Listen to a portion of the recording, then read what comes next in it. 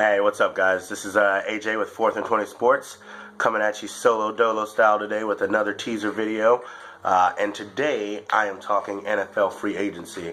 As most of you guys know, the legal tampering period started yesterday at noon, which is a period that allows teams to go out and talk to players before the official free agency starts tomorrow at 4 p.m. It has been a crazy day. If you've been watching anything about sports, you've just seen names flying all over the TV. The bottom tickers just had red all on it. Breaking news here, breaking news there. Some real big names making some real big things happening. And I'm going to talk about it, tell you how I feel, tell you what I think should, because obviously you all care about my opinions in sports. So one of the top players to talk about, one of the first deals that got done was Brandon Marshall, and this deal is actually already inked.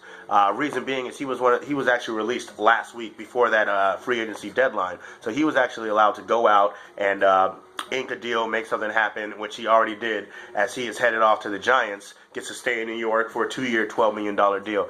If you ask me, that is a great move by the Giants organization.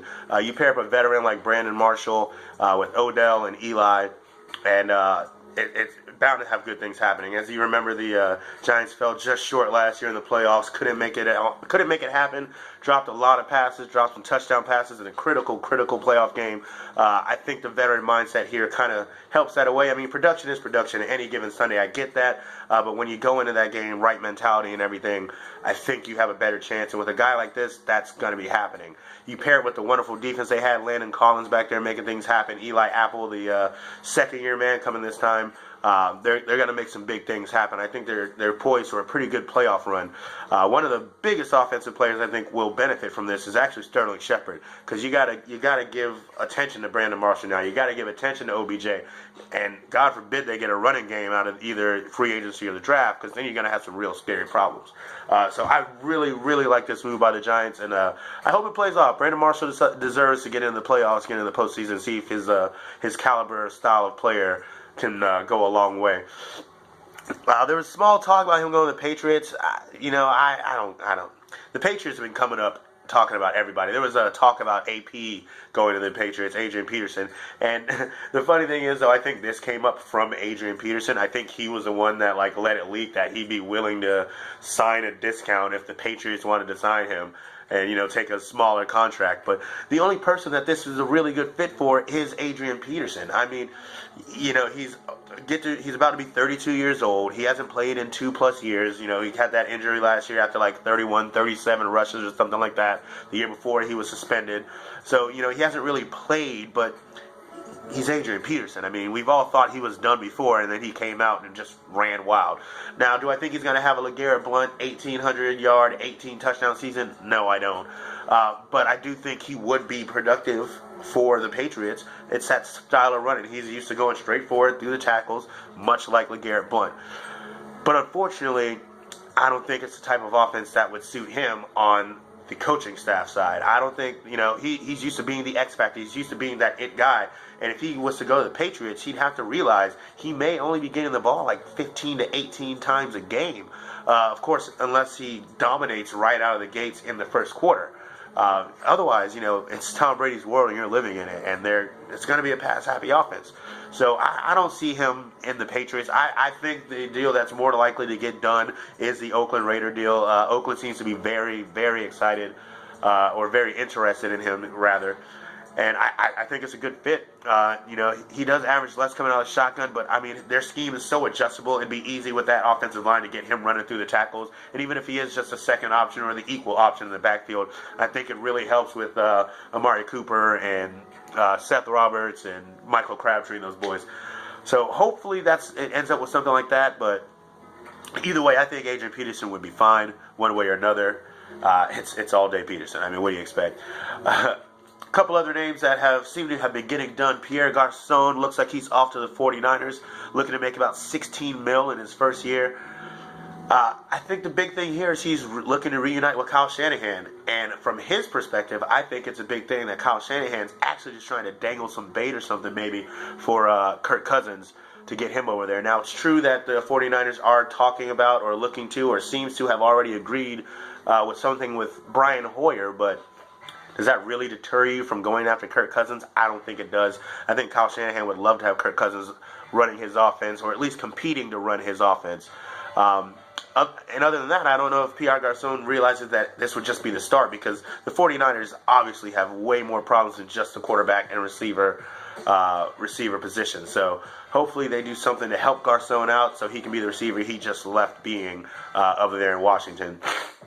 A couple other names. DeSean Jackson's a big one going out. The Redskins are clearing house, apparently. I guess they don't really like having a good offense. They've been talking about him, again, the Patriots come up. They've been talking about him going to the Patriots. I mean, I would say it'd be really nice to see Tom Brady have another speedster like when he had Randy Moss in 2007. But DeSean Jackson would have to take a pretty decent pay cut. I mean, it'd be less than 11 mil, something in that area. And, I mean, we'd have to see if he's now about the money or if he's now about the ring. And that's what it would come down to, and that's if they would even look into making it happen. There's been talk about a return to the Eagles for DeSean Jackson. I don't really get it there. I don't know if that's to pad the ego, not the ego, but the confidence of Carson Wentz or something. But I honestly think where the Eagles are, they'd be better off going to get a receiver out of the draft, a young guy they can mold into what they want, to complement Jordan Matthews, to complement Zach Ertz.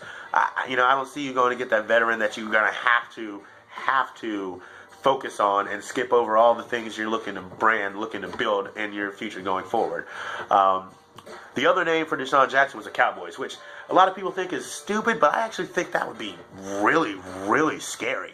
I mean, you have this great stud in Dak Prescott. You now give him a stud receiver in Dez Bryant, one of the best to ever do it. Then you give him a slot guy like Cole Beasley. Then you give him a speedster like DeSean Jackson. Not to mention he can just cough and the ball will fall in Jason Witten's arms. Like, that's a scary good offense with that line in Ezekiel Elliott. If you can tell me how to stop it, please comment and let me know. I would love to see it, just to see how it would work out. I could be completely wrong, but we're here to look at good sports, so who cares, right? A couple other names. Alshon Jeffrey. I honestly think he's going to stay with the Bears. He could be going a couple different places.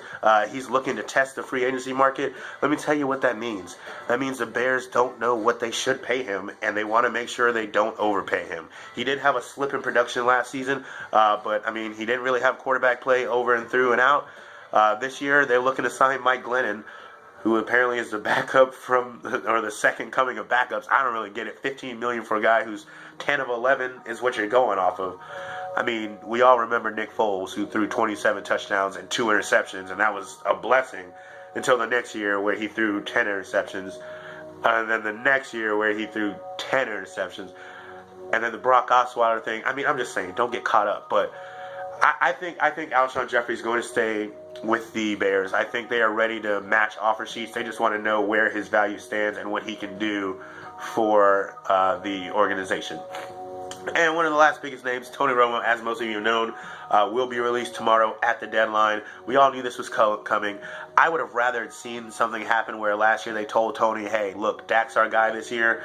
You're hurt, you're injured, we know what we have here. Next year, QB battle, play it out, let's see what happens. That's not the case, no big deal. But he's going to be gone, and that's kind of what we saw coming anyways. The only two names that even make sense here are the ones everyone's talking about is Denver and Houston. I honestly don't think Denver's a good fit, mostly because of the offensive line troubles. You got a guy in Tony Romo who literally steps on the field and just breaks, just like glass. Like, you need someone to protect him, and Houston's got the better O-line for that.